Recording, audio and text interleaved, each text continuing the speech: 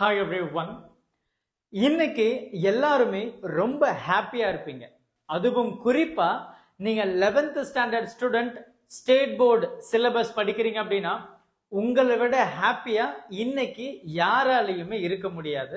ஏன்னா அவ்வளோ இம்பார்ட்டன்டான அனௌன்ஸ்மெண்ட் நம்மளுடைய தமிழ்நாடு கவர்மெண்ட் சொல்லியிருக்காங்க. என்ன சொல்லியிருக்காங்க சொல்லணுமா? 11th ஸ்டாண்டர்டுடைய பப்ளிக் எக்ஸாம் நாங்க கேன்சல் பண்றோம் அப்படின்னு சொல்லிட்டாங்க. இனிமேல் 10th ஸ்டாண்டர்டுக்கும் 12th ஸ்டாண்டர்டுக்கு மட்டும்தான் பப்ளிக் எக்ஸாம் நடத்த போறோம் அப்படின்ற ஒரு முக்கியமான அறிவிப்பை விட்டாச்சு. இப்போ இதுல எல்லா ஸ்டூடெண்ட்ஸும் ரொம்ப ஹாப்பியா இருப்பீங்க. ஈவன் டீச்சர்ஸும் கொஞ்சம் பர்டன் ஃப்ரீயா ஹாப்பியா தான் இருப்பாங்க. இதனால நமக்கு எதனா டிராபேக்ஸ் இருக்கா சார், இதனால எதனா ஒரு பெனிஃபிட்ஸ் இருக்கா சார் அப்படின்னு கேட்டீங்கன்னா, உண்மையை சொல்லணும்னா ஒரே ஒரு பெனிஃபிட்ஸ் இருக்கு. என்ன? எக்ஸாமுக்கு ரொம்ப ப்ரெஷர் பண்ணி படிக்க தேவையில்லை. டிராபேக்ஸ் எதனா இருக்கா சார்? டிராபேக்ஸ் தான் ரொம்ப அதிகமா இருக்கு. இதுல எதனால இந்த 11th ஸ்டாண்டர்டுடைய போர்டு எக்ஸாமை கேன்சல் பண்ணாங்க அப்படின்னு சொல்லி கேட்கும்போது ஒரு விஷயத்த சொல்லியிருக்காங்க, எக்ஸாம் ஃபியர், எக்ஸாம் ஸ்ட்ரெஸ் அப்படின்னு சொல்லிட்டு. நான் ஒரு கேள்வி கேட்கிறேன், உங்களுக்கு படிப்புனால எக்ஸாம் ஸ்ட்ரெஸ் ஆகுதா, இல்ல நீங்க மொபைல் போனை பார்த்து ஸ்டேட்டஸ் ரீல்ஸ்னு பார்த்துட்டு அவங்களுடைய வாழ்க்கை என்னால வாழ முடியலன்ற ஸ்ட்ரெஸ் உங்களுக்கு அதிகமாகுதா? கொஞ்சம் யோசிச்சீங்கன்னா இதுக்கான பதில் உங்களுக்கு கிடைக்கும். சரி, அப்பார்ட் ஃப்ரம் திஸ் நமக்கு எந்த மாதிரியான difficulties 11th standard board exam cancel பண்ணதுல இருக்கு சார் அப்படின்னு கேட்டீங்கன்னா, இதுல ரொம்ப முக்கியமா நம்ம கவனிக்க வேண்டியது என்னன்னா, ஃபவுண்டேஷன் இங்க ரொம்பவே குறைஞ்சு போயிடும். பப்ளிக் எக்ஸாம் இருக்கும் போதே நம்ம இம்பார்ட்டன்ட் கொஸ்டின்ஸ் தான் நம்ம படிப்போம். இம்பார்ட்டன்ட் கேள்வி என்ன இருக்கு, இம்பார்ட்டன்ஸ் இம்பார்ட்டன்ஸ் இம்பார்ட்டன்ஸ் தேடி தேடி தேடி தேடி மக்கப் பண்ணி அதை எழுதுறோம் இல்லையா? இதனால கான்செப்ட் ரொம்பவே லேக் ஆகுது. நம்ம பப்ளிக் எக்ஸாம் வைக்கும் போதே கான்செப்டை புரிஞ்சு பாதி பேர் படிக்கிறது இல்ல. இப்போ பப்ளிக் எக்ஸாமும் கேன்சல் பண்ணியாச்சு, எத்தனை பேரு அதனுடைய கான்செப்டை புரிஞ்சு நீங்க படிக்க போறீங்க அப்படின்றது ஒரு மிக பெரிய கேள்விக்குறியாதான் நம்ம பார்க்கிறோம். இப்ப 11th ஸ்டாண்டர்டுடைய பப்ளிக் எக்ஸாம் கேன்சல் பண்ணதுனால நான் முன்னாடியே சொன்ன மாதிரி உங்களுக்கு மிகப்பெரிய ஃபவுண்டேஷன் இங்க காலி ஆயிடும்.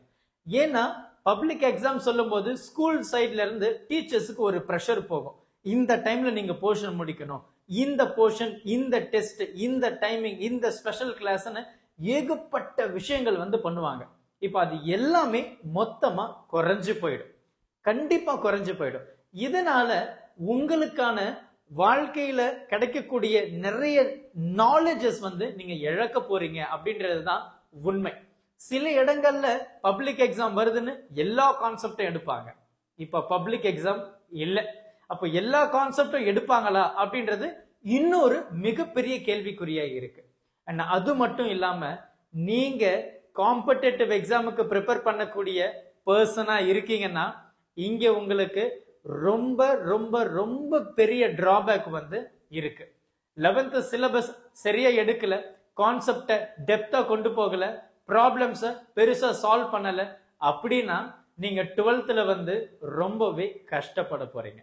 அண்ட் அது மட்டும் இல்லாம பிசிக்ஸ், கெமிஸ்ட்ரி, மேத்தமேட்டிக்ஸ் அப்படின்னு கோர் சப்ஜெக்ட் நீங்க 11th படிக்கிற எல்லாமே 12th ஃபவுண்டேஷன் அப்படின்றத நீங்க மறக்க கூடாது.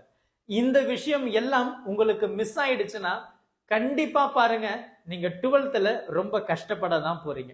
இது நான் சொன்னா கமெண்ட் நெகட்டிவா வரும், ஆனா யாரும் புரிஞ்சுக்க மாட்டீங்க. நீங்க 12th ஸ்டாண்டர்ட் போகும்போது அதோட பயம் உங்களுக்கு தெரியும்.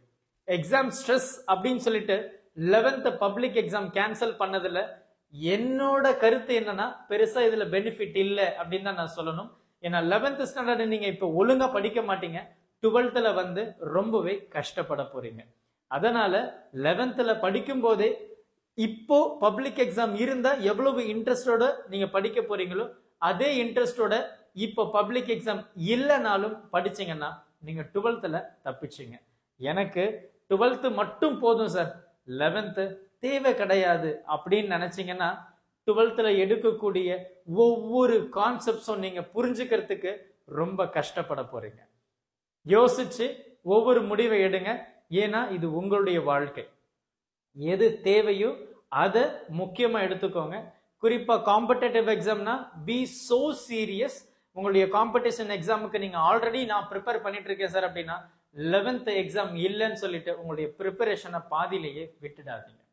ஸோ கரெக்டா ஒவ்வொரு விஷயத்தையும் ஃபாலோ பண்ணி ஒவ்வொரு கான்செப்டையும் புரிஞ்சு ஒவ்வொரு இடத்துல ப்ராப்ளமை எப்படி எடுத்துட்டு போறாங்கன்றது தெரிஞ்சதுனா தான் நீங்க 12th ஸ்டாண்டர்டை அண்டர்ஸ்டாண்ட் பண்ண முடியும். குறிப்பா கெமிஸ்ட்ரி அண்ட் மேத்தமேட்டிக்ஸ் இது ரெண்டும் இல்லைன்னா உங்களால 12th கோப்பப் பண்ணவே முடியாது சார். அப்போ பிசிக்ஸ்ல பெரிய பெரிய கான்செப்ட் எல்லாம் நமக்கு 12th 11th 12th சம்பந்தம் இல்லைதான்.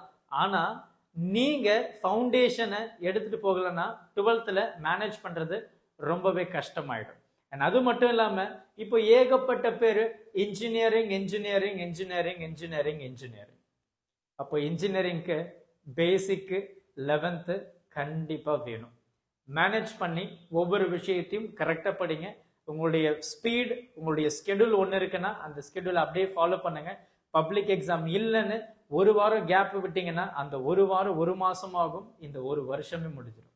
கான்சென்ட்ரேட் பண்ணுங்க. எப்பவும் போல இம்பார்ட்டன்ஸ் கொடுத்து 11th படிங்க.